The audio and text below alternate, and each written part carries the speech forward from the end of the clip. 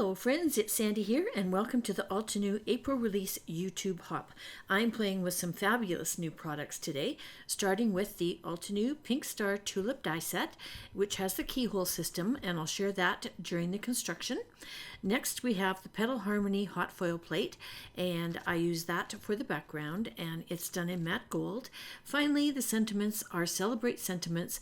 They're a press plate and dies, but I hot foiled them. I'm going to start by making the paper for my cards. I'm using Canson Watercolor. It's 140 pound, 9 inch by 12, and I've got two pieces. I just cut it in half. Okay, and we're going to be using some Lindy's Magicals and some Nuvo Shimmer powders, and here's a few of the ones that I've already done. These green and blues were for the card that I just showed you, and purple was from a previous project, and we are going to jump in, and I'm going to start with the teal one. Working on a protected surface, I'm using Looney Toony Teal, Lucky Shamrock Green, and Time Traveler. I love the names of these things. There's two ways you can apply this. You can either do a wet or a dry. I prefer to do the wet for the number one reason that wetting the paper first and then putting the powders down, the powders have a tendency to stay on the wet paper. If you do it the other way around, sometimes if you sneeze or if there's a wind or your spritzer's a little bit too strong, you're going to blow those pigments all over the place and it gets kind of messy. As you can see, I'm using a fan brush and I am just adding a little bit of pigment all over, and then I'm spritzing it. Okay, getting it activated, letting it move around, getting it nice and wet. There's a few white spots, so I'm going back in before I spritz again. Then I'm going to pick it up and I'm going to start moving it around. And the wetter you get it, the faster it's going to move around, but that also will dilute the colors on you. So happy medium, you have to decide how deep you want it and how much color pigment you want in each section. You'll notice that I did use some green in this. I like using some green. It's a nice contrast to the teal blue, and you get really nice textures and grains when you start die cutting with this type of paper. So just adding a little bit more color. I do not like white spots, in case you haven't noticed. Okay, so I'm just adding some more color and flipping it back and forth, moving the liquid around, coming back in with that original teal to darken it up a little bit, and you can just keep spritzing it and moving it around until you're happy with the color that you're getting. Remember that it is going to dry a tiny little bit lighter than what you have. Okay, so I'm setting that aside and I'm bringing in my second piece. We're going to be playing with greens this time. From Lindy's Magicals, we have the Rusty Lantern Lime and the Ponderosa Pines Olives. From Nuvo, we have Green Parade and Falling Leaves. Again, I'm going to do the wet technique, and so I'm giving it a real good spritz, and I'm starting off with the Falling Leaves, and you want to tap this container to get the pigment out. Switching over to the Green Parade, I'm going to give it a good mist to get it activated and get it started, and then I'm coming in with the Rusty Lantern Lime, and then I'll be adding some of the Ponderosa Pines Olive. The Ponderosa Pines Olive is very, very dark, but it's an absolutely stunning color once you dilute it a little bit. The Rusty Lantern Lime is where that yellow is kicking in. The combination of those two colors together is really quite striking, which is why I added the yellow. I like yellow greens, and blending these together on this watercolor paper, it just comes out beautifully. So again, you want to wet it to activate it, then you want to roll it around to get everything moving. Add some more water where you want it to blend a little bit better. I'm really liking that yellow spot in the middle. I'm going to be cutting around that and using it for a background, which is why I make such large pieces when I'm doing my cards. I love to have leftovers. I have a whole file full of all different colors. And it's nice sometimes when you can just go and grab one and you don't have to make a big mess when you want a pretty background for your card. In this case, it's going to be our die cuts, okay? So again, I am going to set this aside and let it dry, and we're going to move on to the foiling. Okay, I'm just waiting for my foiling machine to light up, and it's warming up right now, waiting for that middle button to turn green and flash, meaning it's ready. And I'm going to start with the Petal Harmony hot foil plate. I'm placing that onto my surface of my glimmer machine. There's a pretty picture on the back of this. Some ink blending with this hot foiled over top, and it's just beautiful. We're going to be playing with some matte gold foil today, and I'm just cutting a piece as long as my cardstock, which is 4 1/4 by 5 1/2. I'll be trimming it down after I get the glimmer done. Because the plate is not a 4 1/4 by 5 1/2. It's around a 4 by 5 1/4, just a hair shorter. So I need to bring in my Platinum 6 die cutting machine because that's what we press it with. I also have set aside another piece of black where I'm going to be doing the celebration sentiments. I'm also going to be doing those in gold. So while my machine is warming up, I'm getting everything ready for that.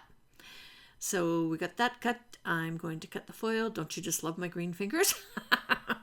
One of the downsides to making your own paper, you end up with blue-green fingers. The best solution is go shampoo your hair. The shampoo will take all of it right out. Okay, so getting ready. I think my light is just about ready to give her. This is the worst part of the glimmer, waiting for the machine to warm up. Okay, here we go. We are lit up, ready to go. So I'm going to push the timer on, that is the bottom button. That tells me when it's going to be ready. So I have my plate on there already. I'm putting my glimmer foil on pretty side down and then the paper. And I like to use a little bit of tape and I like to hold this in place so that it doesn't move around on me. So I'm trying to find the beginning. There we go. I stick a piece up at the top so that the paper doesn't move around. And I also put another piece at the side so that when I'm just so clunky, when I put my panels on top for the cutting, I don't knock everything around. And as you can see, I have a few boo-boos on mine, but hey, they're just well loved. Okay, and I also have a shim in mine because I use my Glimmer hot foil and my die cutting machine daily, all day long. And so my die cutting machine in particular needs an extra shim. It's getting a little bit loose. Okay, so when that green light turns solid, that means everything is warmed up and ready to be pressed. And I am moving it over to the die cutting machine and gently running it through. And you only want to run it through once, and it's going to jump when it comes off that plate. You're going to pull it out, lay it back down on top of the machine, and peel back for the reveal. Okay, there we go.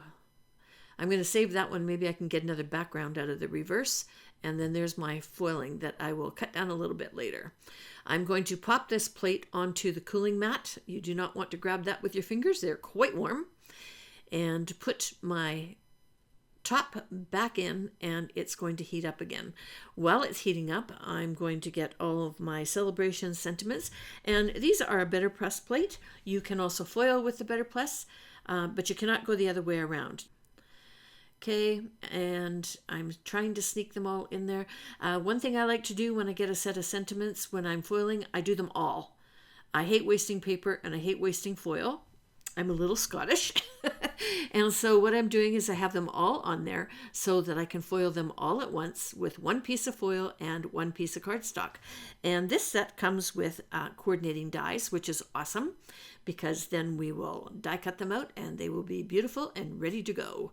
So again, I have my machine heated up. I can put my foil down. Okay, and then I'm going to add my paper. I'm going to add my 2 pieces of tape that are stuck on my other piece. But that's okay, you just need a little bit.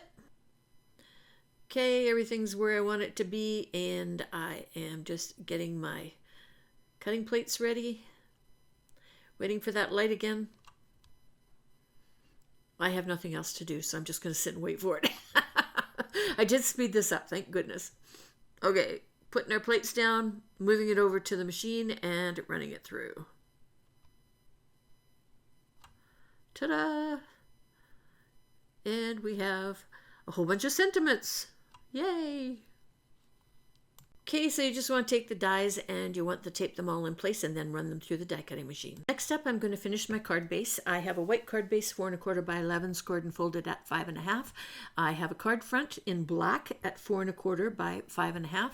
And the first thing I'm going to do is glue that down to the top of the card base. Sometimes when you're doing this, you get a little bit of an overhang, and I love these Spellbinders as scissors for getting in there and trimming that up. I do one layer at a time. I do the front layer, then I close the card and do the second, and I'm going to do the same thing up the side, do the front layer, tear it off, and do the second. That way you end up with a beautifully layered card without any white showing. And I love that it's white inside and black on the outside.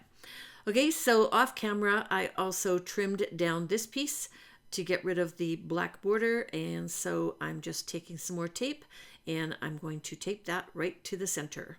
And now we're ready to move on to die cutting our flowers.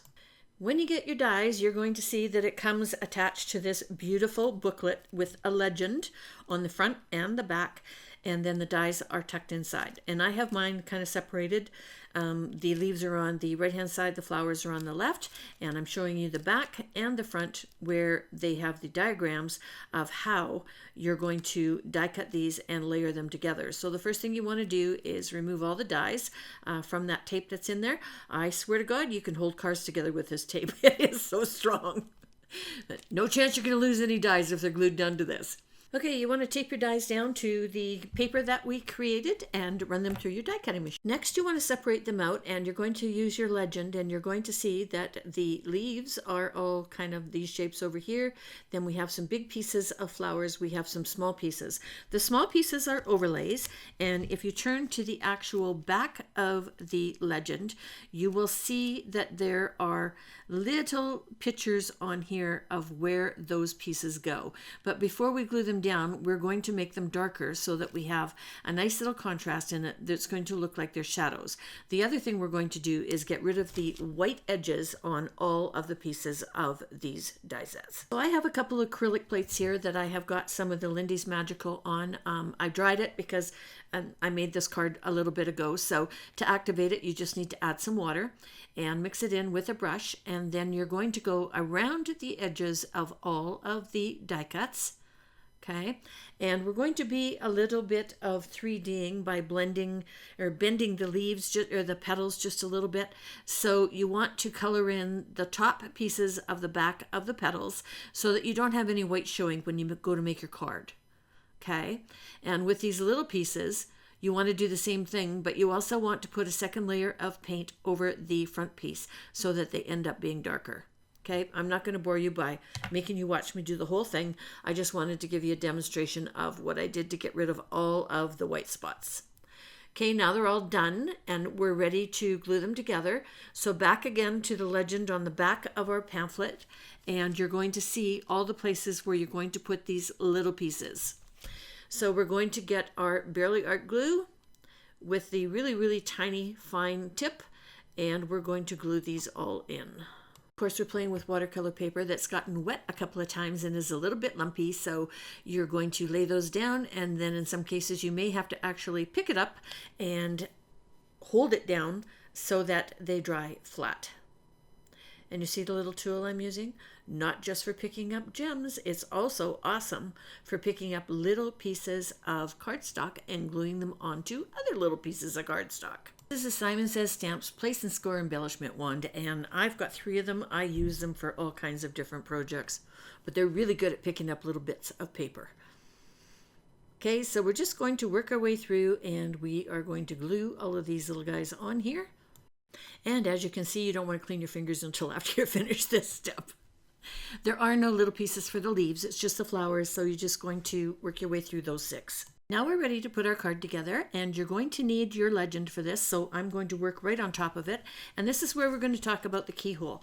So I've also got this little tool. I've probably had it for 25 years from back in the paper days where we were doing layers of paper, and I'm bending my leaves and petals just a little bit. And you see that little keyhole? Let me just focus in on that with a little upwards arrow. That's the keyhole that Altenew has put into each of these dies so that you know exactly where to layer them to line them up. This could not be easier.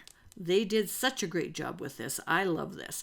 So you're just going to put a little bit of glue on the back of the top piece, and you're going to hold it in place until it dries. While you're doing that, you can use your other hand and you can find the next piece, and you can curl up those leaves a little bit. petals. I keep saying leaves. Okay, and then you're going to figure out where the keyhole lines up, add some glue around it, and again, hold it in place and move on and look for the next piece. The next piece is this tiny, tiny little centerpiece. Nope, it's this one. Yep. Okay, making sure that the flower's dry. Okay, there's the next one. Again, rolling the petals over top of my little round stick to add a little bit of depth to them and gluing that last piece on. Paper towel, that's what I'm thinking of. That's where that came from. About 25-30 years ago, paper towel was real heavy, and that was one of the tools that we bought way back then. I'm sure there's something around, or you could use a knitting needle. I've used that before. Okay, so this final, second from last piece is the centerpiece, and it's dark and has an overlay, and then the last piece is going to go over top of it. And I really heavily bent these petals because I wanted them to stick out, and then this covers the keyhole. Okay, so if you look on the diagram, you'll see that it's angled a little bit, and it covers the keyhole so that you can't see it on your finished flower. So again, you are going to add some glue, and then you are going to cover that keyhole with one of the petals and hold the center down until the whole thing's dry. Okay, so we have all our little layers, everything's showing, it's all pretty. Now we can add our leaves. Didn't that turn out nice? I love it. Of course, it's my favorite color, so I'm a little biased. Okay, so I'm going to use the large diagram on the front of the pamphlet, and sorry for my camera, there's a little bit too much white going on in this picture. And I'm sort of trying to lay out where the leaves are going to go. These two overlap, and so you need to add a little bit of glue down to the bottom one, and then glue in that overlapping piece. I forgot to paint it a little bit darker. Okay, and we're going to start adding our leaves. So this first one's going to go in here. What I do is just put a little bit of glue on the tip and then look at the front of the flower to position where I want it, because it's kind of filling in blanks. Same thing with that piece at the bottom. And you just kind of work your way around the flower. Figure out which one's an overlay and which one isn't. So if you look in that picture in the top left there, the one on the right hand side needs to go down first because the other one's an overlay. Okay? And it's going to go in behind. So there's what I mean. See? The first one is over top of the second one. Now we need to bring our card in to make sure that where all these leaves we're putting are not going to exceed the width of the card.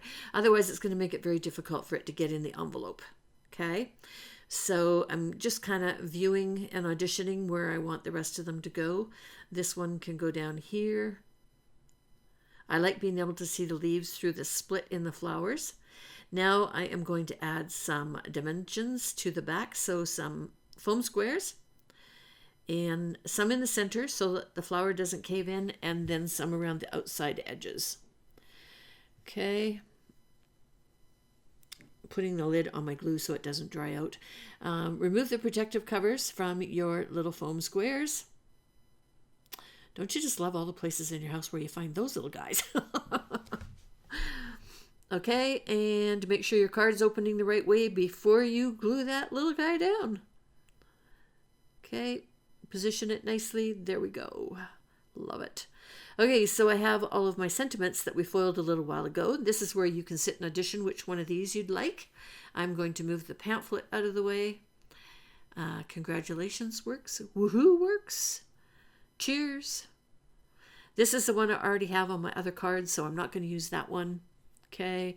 I did put foam squares on the back of one of these. Which one is it? Okay, it's this one.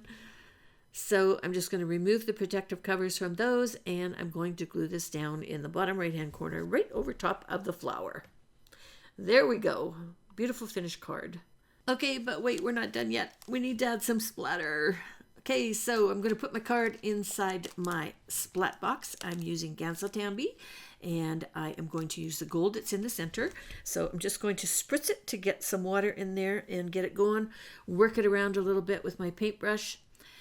And I'm going to take my card out of the splat box and do a little practice. Flip the paper over so I don't get the gold on the back of my white card base, and add a bunch of splatter to the front of the card. I just love this. I'm a splatter girl. I like splattering everything, and especially if it's in gold because it's just so pretty. There we go. There's the finished card, and I don't know if you can see all the shimmer, but oh my goodness, it's just glimmery. So everything I used today is listed underneath this video. Just click on the More button and you will see the complete list. There's also a link over to my blog for a detailed description and cutting instructions for the paper. There's also a link to the next person in this blog hop. So I hope you enjoyed this video. If you did, please consider giving me a thumbs up, subscribing, and sharing it with your friends. I would really, really appreciate that. And until next time, happy stamping and toodles!